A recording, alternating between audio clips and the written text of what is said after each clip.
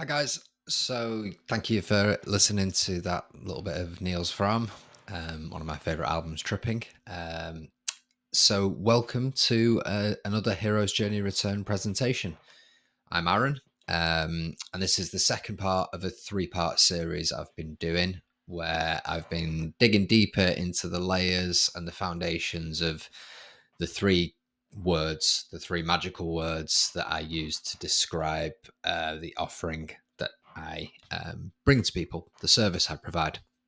So these words are intuitive medicine readings. The link to part one into intuitive or intuition, I will link below so you can go back and listen to that. The second part today is obviously medicine. And in a couple of weeks' time, we'll be going into reading, the word reading, which is a particularly important one for me because, it's a lifelong favorite. What would you call it? It's been so many things, a pastime. It's been comedy. It's been a teacher. It's been literally a light in the darkness. So, just to be completely upfront and clear, this presentation is going to be talking first and foremost about medicine, what it is, how it's been misused a little bit, and how we can understand the deeper meanings of the word to help ourselves come to true medicine. But the second part of this presentation, not the second half, but interwoven throughout, is how the service I offer kind of helps with this, what I call the dance of the opposites, which we're going to get into as we go through this presentation. Should be about 25 minutes long, something like that. So I hope you enjoy the presentation. If you do, please like it, share it. All the links are below. Subscribe, all those usual things that people say. Okay, so very briefly, because I know a lot of people that have followed me for a while know my story, but I think a little bit of context is quite important. To help you understand why this word medicine is so important for me and such a key topic, especially since 2020. But I've been looking into health and from a holistic perspective since probably about 2010, 2011 is when I got interested in it in terms of my own health. So I did a lot of research then, was lucky to find functional medicine and a guy called Dr. Mark Hyman. Highly recommend his book called it eludes me. I will remember and I will post it below. But yeah, Mark Hyman, very, very astute and compassionate doctor, true doctor.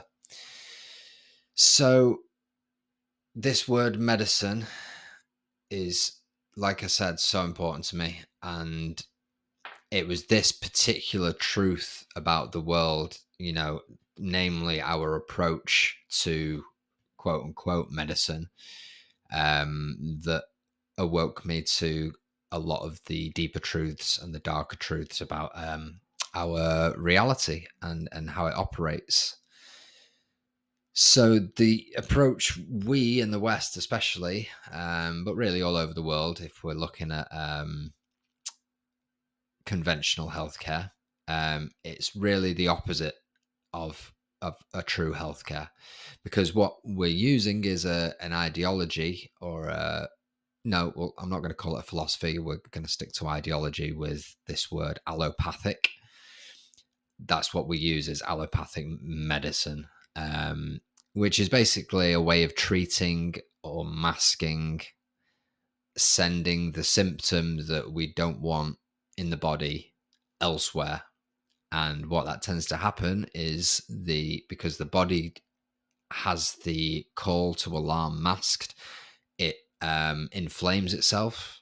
And as Mark Hyman taught me many years ago, inflammation is literally the master disease. It's the cause of all of dis-ease, which is to be out of balance. And the further along my journey I've got, and I've come to realize that this healthcare, so called, is actually the leading cause of death earthwide, year in, year out. Um, because we trust the white coats. We trust them to help us. Um, and obviously, I'm not saying that all the doctors are doing malicious, malevolent things. Sorry, but their training that they go through to qualify is based on allopathy, which is a convenient way of getting rid of petrochemicals through pharmaceutical drugs. So I don't need to go into that because you guys kind of know the story around that, I'm sure. So when we go to these, I call them white coats, the men of authority, we're looking to be brought back into balance. But what ends up happening is their allopathic medicine takes us completely out of balance. The body is constantly seeking homeostasis, which means to come back into a state of balance between acid and alkaline, essentially. The acidic process breaks down what needs to be broken down, and the alkaline process builds up what needs to be generated. So we're also seeking balance not just on a physical level, we're seeking balance on a metaphysical level. And that is the alchemical process that I try and bring to a lot of my work. That might be more of a time for another conversation, but it probably will come up during this as well. So, sorry, I said I was going to keep this part brief, but just to cut a long story short, I completed my training with the NHS, which is the English socialized healthcare system. And it helped me see vicariously, through a lived experience, the contrast between this holistic approach that I came into my training with, and then this one that's based on iatrogenesis, which is the name for the creation of disease, the creation of imbalance by the treatment itself. And by the way, to treat something generally means to use chemicals. When you treat water, you clean it with chemicals. Needless to say, I didn't accept their offer. I completed my training, did pretty well. I'm not going to boast about it, but did well and decided that that was not my path. So enough of that. Let's go on and try and illuminate some of the true meaning of this word medicine and this vibrational spell. So, again, like we did with intuition, first of all, the place I go to is Etym Online to look at the roots of a word, because in there I usually find clues to the esoteric, the hidden layers of the word as well. So we find that it comes from the Latin MED-i-SINE, which is the healing art, medicine, a remedy. It's the practice, theory, or study of curing, alleviating, or preventing dis-ease. I've created the dis-ease in humans. And so I've not created the dis-ease in humans. Probably in some cases, maybe, when I've not been at the best of people, but we all do that sometimes. But yes, preventing disease in humans. So what are we really looking at from an esoteric perspective with this imbalance that is disease? Yes, we have the physical aspects, and that's very important. It's the foundation. But then we have the alchemical process that happens through being pulled into imbalance and being pulled into polarity. And what I mean by polarity is black and white thinking, always trying to be in the light, like a lot of the new age positivism, manifestation, secret kind of the secret, sorry, I should say, material, or we're stuck in the black, we're in despair, we think the whole world is evil, and there's no way for us to break free. That interplay between those two poles, the black and white, the yin and yang, is how creation works. And it's through that interplay that we are able to find the balance, the middle way. And, this is what Christ was talking about and Buddha was talking about, was this straight and narrow way. So through being kind of pulled out of balance, we are able to kind of use that as a compass to find where that sweet central spot is, where we're neither fully in black or white, we are whole. If you think about the yin yang symbol, the Taoist symbol, one half is white, one half is black. We're not resisting either of those poles. So we're not resisting joy and we're not resisting pain. And in that state of non-resistance, I would say that is the middle way. And we're going to get more into this, but this is one aspect of looking at what the true meaning of medicine is. I have posted above this Nicole from the Breakdown 1718's channel, the movement of the sun and the sine wave, because as above, so below. What is reflected out there is reflected internally. So when you look at the movement of the sun, it creates a scatty in the sky. Sorry, I'm not doing that very well. A figure of 8 movement, which is a sine wave. And through that movement, it's going into the polarities. It's going into day and night for us. And as it does, it comes into that center, into that sweet spot. And that's what we're really looking for with medicine. Okay. So yeah, highly recommend checking out Nicole's video and the rest of her work on the sun. It's fantastic. Absolutely mind-blowing stuff. Okay. So we're going to go to the next root meaning of medicine, which Etymology Online tells us it's the figurative phase to take one's medicine, which usually means to submit to something disagreeable, taking a dose of one's own medicine. And again, from an esoteric perspective or hermetic perspective, we're looking at natural law here. We're looking at karma. The Thoth deck of tarot calls this the adjustment or justice. And it's a universal law or principle that when one is out of balance, forces will come into play to bring that being or ecosystem or whatever it is back into a harmonious state. So this karma, this sense of justice, this righting of imbalance is the medicine.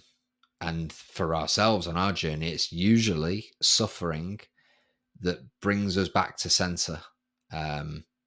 Or it's at least the suffering that stimulates the change, because that we get to that place of suffering where it's like a 10 of swords moment where enough is enough.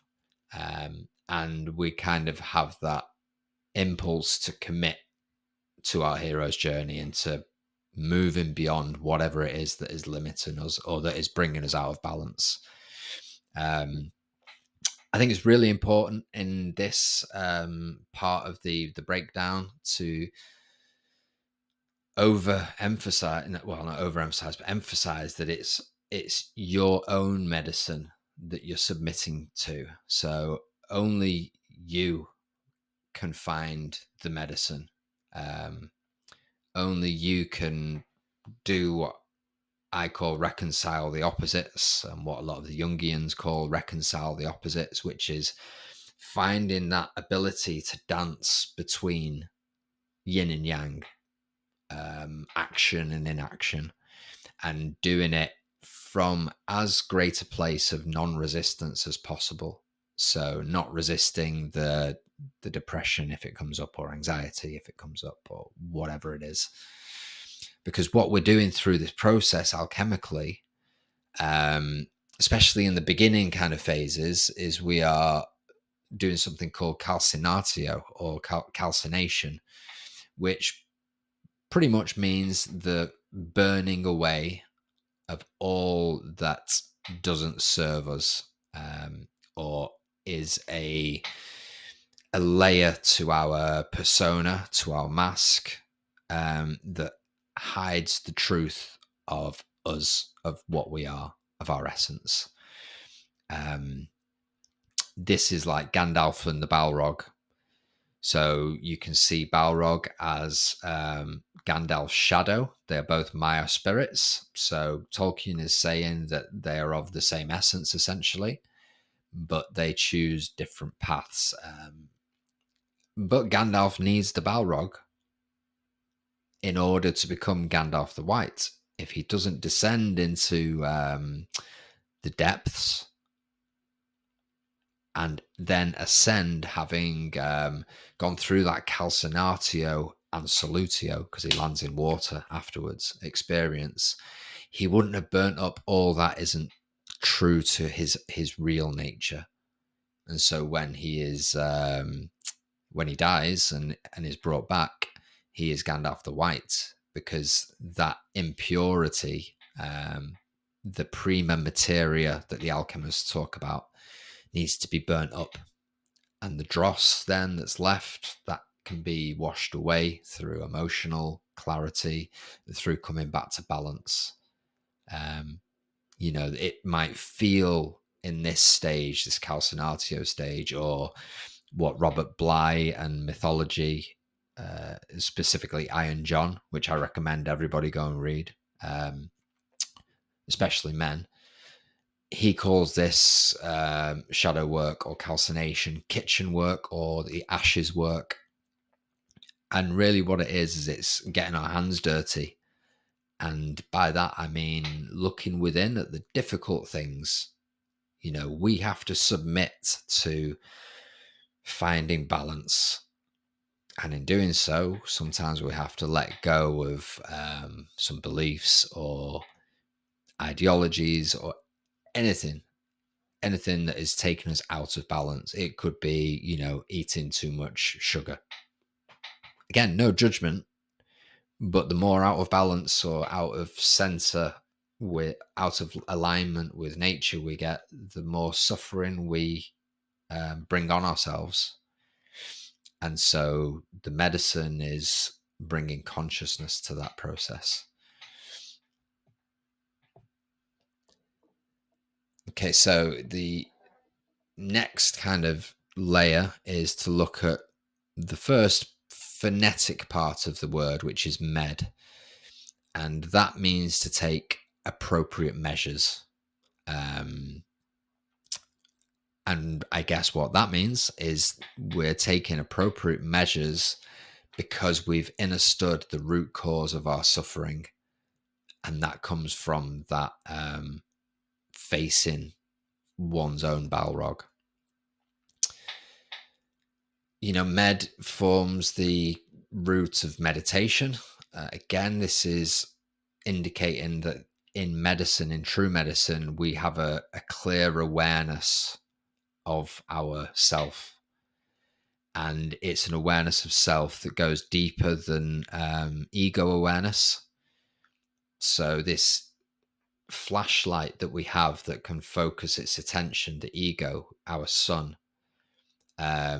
is so useful. It's nothing evil. It's nothing to be destroyed or died, that has to die. It's just something that needs to mature, and it needs to as we're going to talk about, complete this sine wave so that it meets all of the cast of characters within you, not just your ego, not just your sun. So yeah, in meditation, in medicine, we become more focused and more conscious. And again, that's what our readings together, our medicine readings together, are trying to do. They're really trying to connect your ego, your conscious mind, with your complete psychic team of characters. It's like a bridge, the intuitive medicine reading, so that you can have a conversation with these other symbols, these other parts of you, that might sometimes be wanting to be heard, but the ego's so loud that it can't. And if we're only being guided by the ego, we're losing so much wisdom. And a lot of that wisdom is hidden in the darker parts of our psyche, like Pluto or Saturn or Mars, for example. They all have valuable and positive insights to share, even though they're known as malevolence. But they're part of you. They're part of this great round. They're part of the zodiac. So, because your ego is the sun, and the sun out there throughout the year completes its great round of the zodiac, along the way, it's meeting each of your internal cast of characters. Because when you're born, each wandering star, each of the archetypes that aren't just out there, that are reflected within you, have a certain position. And as the sun completes its solar return, it will make different aspects or have different relationships with each of those planets. And along the way, what it's doing is learning from those archetypes, especially when we have more clarity and consciousness. Okay, so one such being that we're really trying to tap into, especially in our medicine readings, is that of the hermit. Obviously you can see here we've got an image of Gandalf, who is definitely the hermit archetype. And what we're really trying to do in these medicine readings is deepen our connection with this inner hermit, this inner master, and integrate his knowledge and wisdom so that we might draw on it when times are really difficult. And this is a more prophetic, a deeper, perhaps more profound part of us. And it's the part of us that can see and is willing to see into the dark places. If you notice here, Gandalf is holding a lamp or his staff. The hermit in the tarot is holding a lantern. And he knows that it's necessary to have that light and that ability to see when times get dark, because he knows that he's got to go into those dark places sometimes. Just as the sun, your ego, experiences night and day, so too are we all going to experience these underworld journeys and journeys through Moria, Khazad-dûm, throughout our lives. It's unavoidable. If there is to be light, there is to be dark. But the hermit knows that it's in that pain and suffering that the keys to the holing, which means to heal is the same as whole, holing ourselves, which means finding balance. And we're going to talk a little bit more about how to come from that place towards the end of the presentation.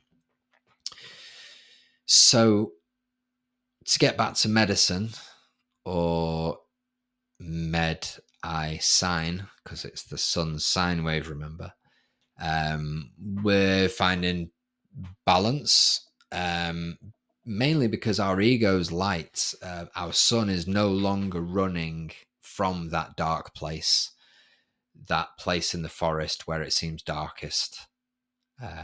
Each of the knights of the Round Table had to fulfill their own Grail quest, and the advice given was, I think, by Merlin, find where the forest is darkest and enter there.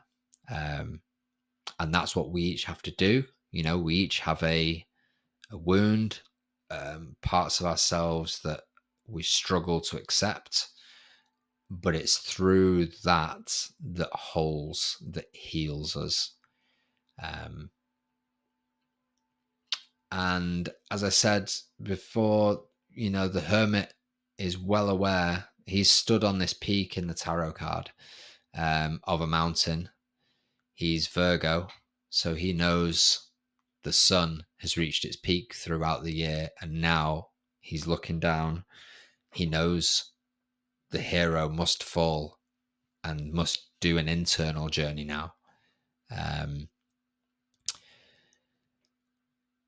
But he also knows that he's gaining a knowledge of self as he does so, and that without that fall, he would never become conscious of his true self. And all because he was afraid of the dark. Gandalf was afraid of Moria. He didn't want to take that way. It was forced upon him. So even someone with the wisdom and the courage and everything that Gandalf is, he still had fear. So again, this New Age teaching that fear is low vibration and is, something to be ascended, I would disagree. I would say, yes, your relationship to fear can change, but it's not necessarily a bad thing. It can be it can be a very valuable tool. But sometimes it's just something we have to accept, because our hero's journey is going to have Balrogs and passages through places that we would rather not go, but we must if we're going to complete our quest. We can turn back, by the way, at any point and stop our hero's journey or stay where we are. But once you're kind of moving on that trajectory, to me at least, it doesn't feel like there's a choice, even though at times, I plateau, I get stuck, I get confused. I'm human like anyone. But just don't get dismayed, because even Gandalf was afraid to face his most dangerous enemy at that point. Okay, so in that knowing that there isn't really an escaping of this movement of the sun and the ego and the rise and the fall and the changing of the seasons, spring through to winter, and accepting that winter comes, there can be a non-resistance of our hero's journey through this cycle of the sine wave. There can be a non-resistance to pain and joy. Sometimes it's people's happier emotions that they struggle most with for whatever reason. They may not feel like they deserve to be happy, alive, whatever.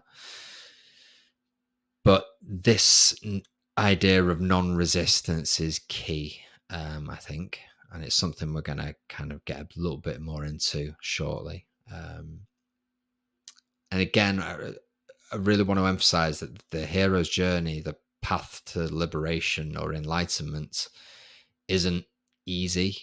Remember, one of those definitions from Etim Online was to be willing to submit to something disagreeable. But the beautiful thing is that what we're gaining through this journey, especially when we can not resist it, when we don't argue with the weather, whatever is happening right now, we can argue with it mentally. But what happens? Does it just disappear? No, it stays the same. So we can argue with the fact that it's raining, but it's still going to rain. So when we kind of come to a place of non-resistance and surrender to what is, which doesn't mean not to take action, because there is such thing as right action, but it's right action that's in alignment with the Tao, and it's Wu Wei. Wu Wei means to not force, which is what most of us try and do when we are experiencing shadow. We try and force our way out of it. But Wu Wei is much more about following the natural progression of an emotion or a situation, and bringing as much consciousness to it as possible, so that you're not forcing it away, you're not repressing it. Because what happens to a ball, like Alan Watts said, when you try and hold a ball underwater, the force increases and it will explode to the surface. That's what happens with us and our emotions. But like I said, and this was my point, I went off on a tangent, but when we can come from non-resistance and we can really bring consciousness to this inner investigation that the hermit is doing for us, we can find meaning even in the darkest of places. And that is the key to me. And it's one of the main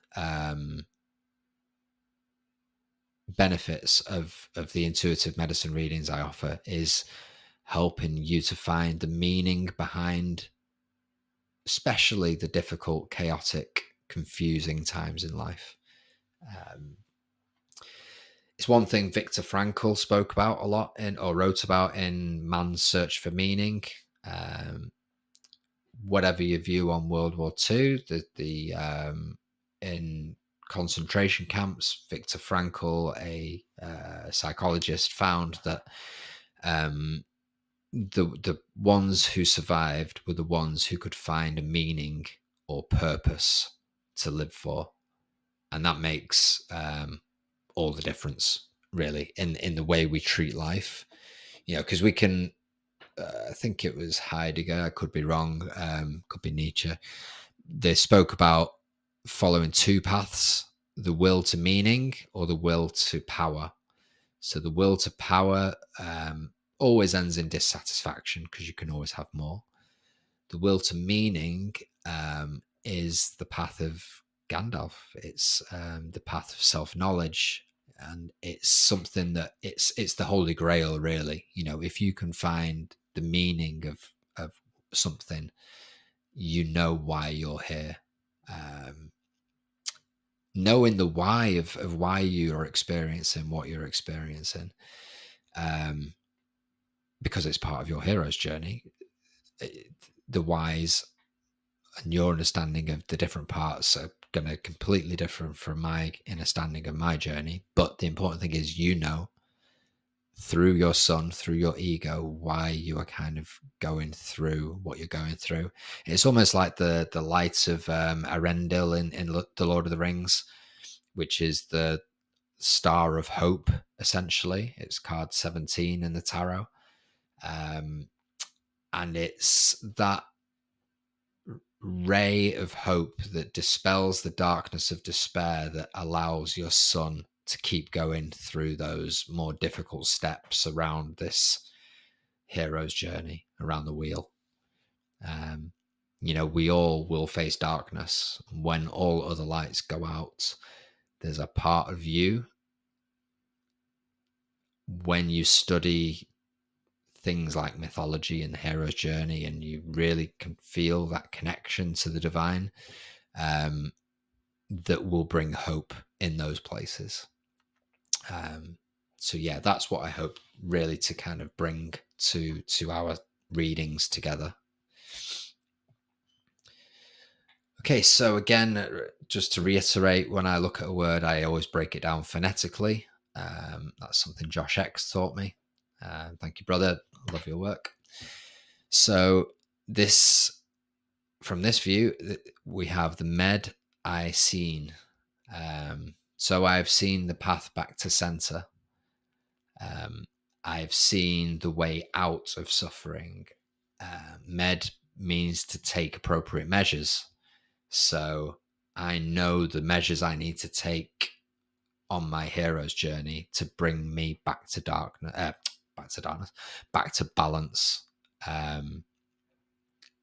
And in that balance, I am going to find the treasure, what I'm really looking for. So this clear seeing takes commitment, because we can delude ourselves in many different ways. We can become confused in many different ways. But again, it's that meditative state of mind that is going to bring about a true seeing and a true remembering of who and what you really are. It's a remembering, because like I say, you are not just an ego. You're not just black or white. One of the polarities, you are the whole. You're God having a human experience, God being the whole, or the creator, or whatever word you want to use. And when we say we don't like this little bit of us, and we cut ourselves off, we are dismembered. We are a schizoid being. But when we truly see the way back to center, we can start to remember ourselves, which means to bring back the pieces. It's like the myth of Osiris, who was dismembered by Seth, I believe. Set, sorry. And one of the tasks of Horus, and possibly Isis as well, was to remember, it was to bring those pieces back together. And that's what we're doing on our hero's journey for ourselves. But because we are also a whole on of God, we do it ourselves, means we do it for the whole as well.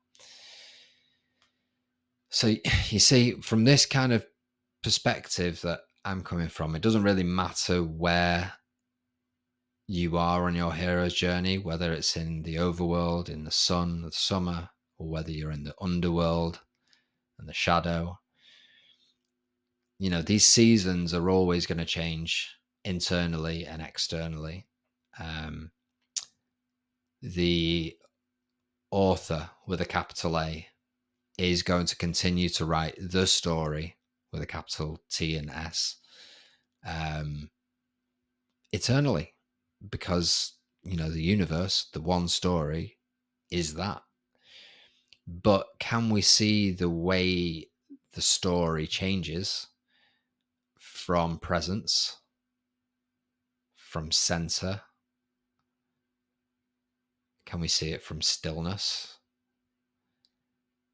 And can we see it from knowing that I am that which doesn't change? Because I know I use this metaphor a lot. I'm going to use it again. But when you look at the wheel, which really represents, well, so many things, but the cycles of change. When you look at the circumference of a wheel, those events, people, emotions, thoughts, whatever, change. They are seasonal and they're temporary. But the center of a wheel doesn't move. It's still, it's stationary, and it's infinitely deep. It's the source. And I would say that is the I am awareness that you are, that can see the changes of the wheel, that can see the comings and the goings and the ups and downs and the success and failures. But the important point that I want to make is that the I am is central. That's always been here. That's you. You will always be here, that consciousness, and it will never change. When you get to that core, that awareness is the same. And everything around it might change, but the pure awareness at the center is the self, is you, is Brahman, God, Yahweh, whatever. And in that central point, whatever the wheel is doing, could be in winter, there's no resistance when you're in that central spot, in that place of meditation. And that is the MED-i-SINE. The appropriate measure is becoming the center of the wheel and coming from a place of non-resistance. And that's why I've written, does a wave fear the ocean? Well, if it thinks it's a separate wave that can be destroyed, and that, oh my God, that impending crash on the beach is the end, then yeah, it fears everything, including itself and the end of itself. But if it realizes it's the ocean pretending it's a wave or forming as a wave, then there's no fear there.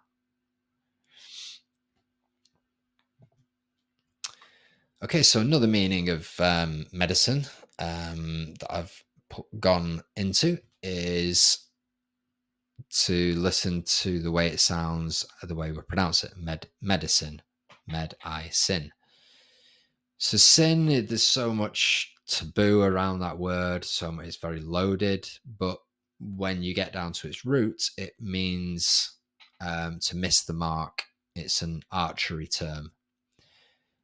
So what medicine really is doing, the appropriate measures, med, that I take to, in this case, not sin,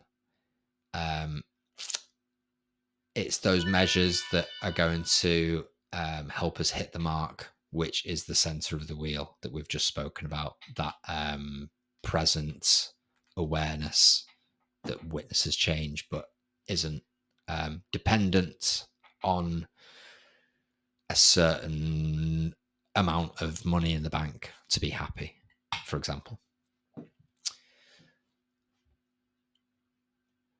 And when you complete the word medicine at the top there, but you add the E on the end, that's how it's spelt, with an E on the end, you get and that completes also the sine wave that we've also been talking about.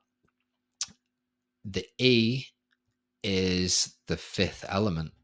So esoterically, we're talking about the fifth element, which is consciousness, which is able to overstand the four elements. So again, it's the center of the wheel. The outside of the wheel represents four elements. The fifth element is the center. It's the gift of consciousness, and especially of self-reflection, which is a uniquely human trait. That's why man is made in God's image, because we have the ability to realize that we are God having a human experience. And thank God for that.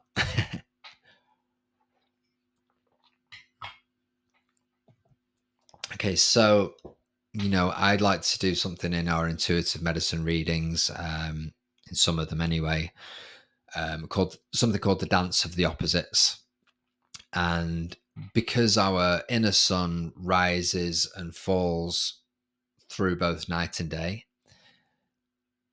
through finding the middle way, the outcome of that dance between dark and light, that's usually where we find the center of the wheel, or the way through our situation, or the solution to our dilemma. So, yeah, we're looking in the dance of the opposites at how we can not be polarized. So it's very easy to get stuck in one way of looking at a situation and completely miss the other side, or misrepresent the other side, or disown that other side in ourselves, most importantly.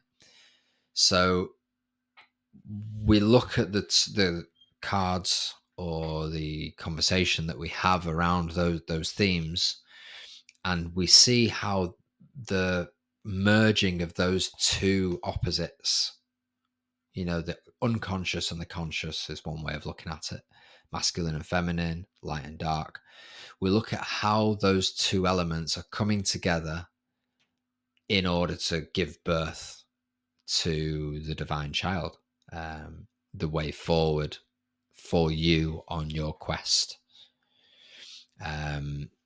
So as we kind of do that, and each time these two pairs of opposites synthesize, Hegel's term, and create this solution, this third way, that will then again create another set of opposites, and this is how everything evolves, including you. This is how we get to the top of the Christmas tree. And this is why that Kundalini is a double sine wave rising to the top, because it's constantly showing us the middle way, the straight and narrow, up the spine, raise your chrism oil to the top, and gain the center of that wheel. So I hope that made sense. We're not going to have time for questions and answers today because I didn't get really to record this live. This is a testimonial from one of my clients, Rob. I'll read it out.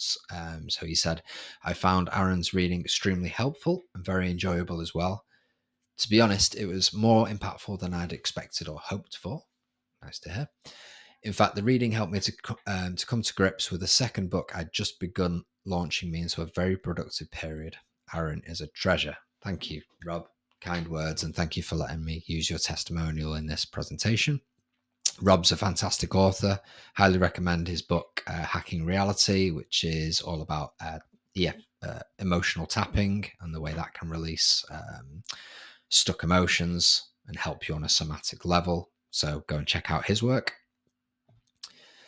And really, finally, thank you for being here with me today and listening. I've gone quite a bit over what I thought, but that's fine. You can reach out to me for intuitive medicine readings at heroesjourneyreturn.com. There'll be a link below or in my bio. And you can follow me on Instagram or Facebook. I think you can find me there as well with the search at Heroes Journey Return. Lots of exciting things coming up soon. I'll keep you all updated, but until the next time I see you, hopefully it'll be a live one next time so we can have a Q&A afterwards. Until then, all the best and have a wonderful week, my friends.